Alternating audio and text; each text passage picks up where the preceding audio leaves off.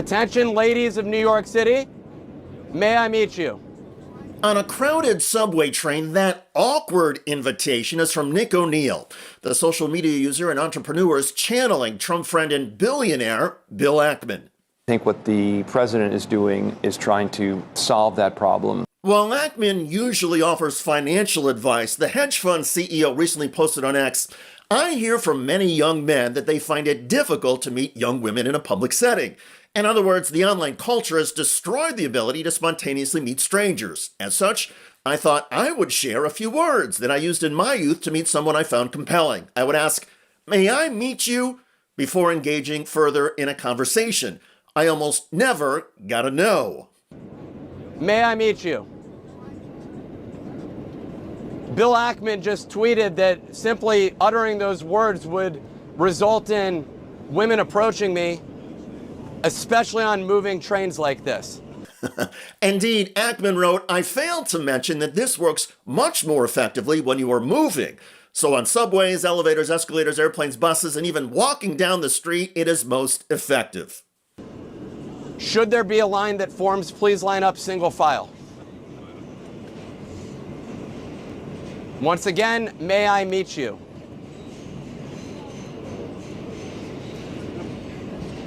Bill Ackman's advice clearly was awful. Oh, I know.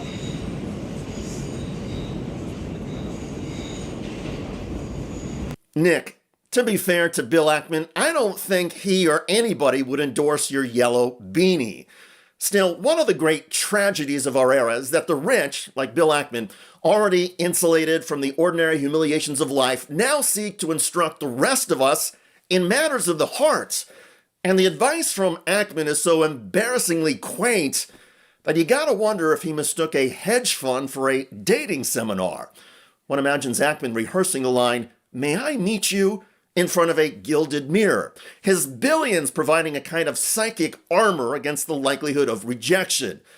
Indeed, the young man he addresses may find themselves bewildered. Is Bill Ackman offering a genuine courtship tool, or is Ackman engaged in parody designed to amuse the obscenely wealthy? I think Bill Ackman's opening line there is so incredibly awkward. Memes blossomed like weeds. Young men recited the line only to encounter polite rejection, laughter, or blank stares. As Gout posted on X, dudes DMing "May I meet you" to women on this app today and waiting for replies. Perhaps Ackman's claim that he almost never got a no is a testament not to his charm, but to the power of his money. Because the absurdity in all of this is not just the advice itself, but in the delusion that Ackman's platitude could translate across centuries, cultures, or bank balances. Ackman treats romance as though it were a market transaction, a formula, a polite inquiry, a perfectly pitched line. He encourages resilience in the face of rejection with the same mechanical cheerfulness he might apply to a botched merger. Wrong girl for you, her loss, your gain. You can almost hear the boardroom applause in the background. Let me be clear. No amount of grammar, politeness, or pretend humility can bridge the gulf between Ackman's pampered existence and the lived reality of the vast, unbanked, swipe-addled, and socially anxious populace that he imagines he is mentoring.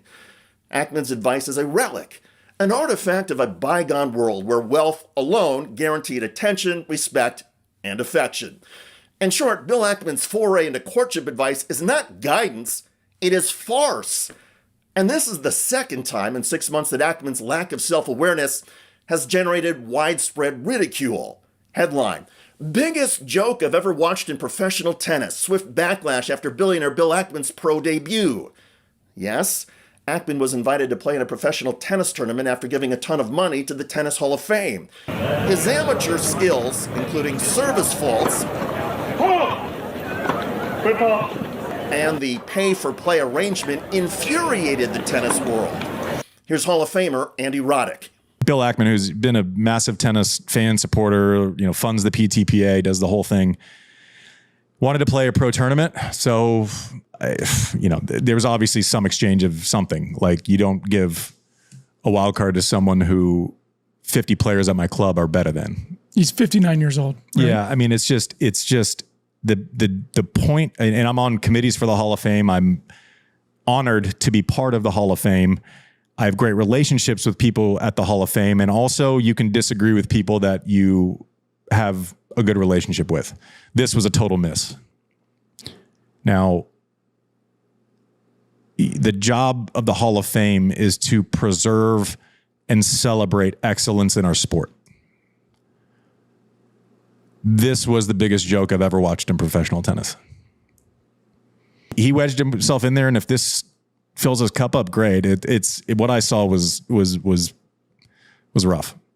But just months after Ackman mistook his wealth for tennis skills, now Ackman is mistaking his wealth and privilege for insight into dating matters. Ackman offered his ice-breaking platitudes to the young and vulnerable as if he were offering manna from heaven. All of us who are not billionaires can only watch, roll our eyes, and laugh at the spectacle, because Bill Ackman has fumbled yet again at something he cannot buy. And watching a wealthy man make a fool of himself and get ridiculed, well, that is priceless. Attention, ladies of New York City. May I meet you? By the way, Bill Ackman's fellow billionaire and friend Donald Trump is now getting shredded for reversing course on the Epstein files. I don't care about it, released or not.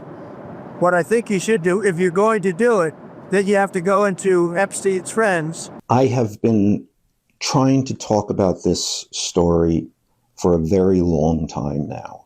And this is, well, perhaps we're getting close to the smoking gun. These two men, Jeffrey Epstein and Donald Trump, had the closest of relationships for more than a decade. They shared everything. I suffered so much pain. As pressure mounts, this new video shows 8 Epstein survivors advocating for the release of the files. I was 14 years old. I was 16 years old. I was 16. 17. 14 years old.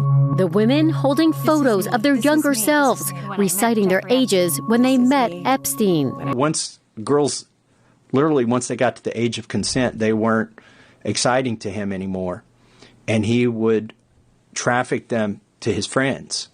Now, so you might, at this point, they're going to say, oh, well, there were prostitutes. They were 18. They were age of consent. Jeffrey Epstein was giving them something, and then they did, sexual things with these men. And so what happens is those men who have billions of dollars, they had money to pay off police departments, to lose reports, to pay off judges. Check out that video at the link below. It generated a lot of comments on YouTube. One of the most popular from Koba wrote, "You know he is panicking when his own party is going after him." Indeed. I look forward to reading your comments about Trump friend Bill Ackman getting lampooned for bizarre dating advice. I'm David Schuster. Thanks for joining us.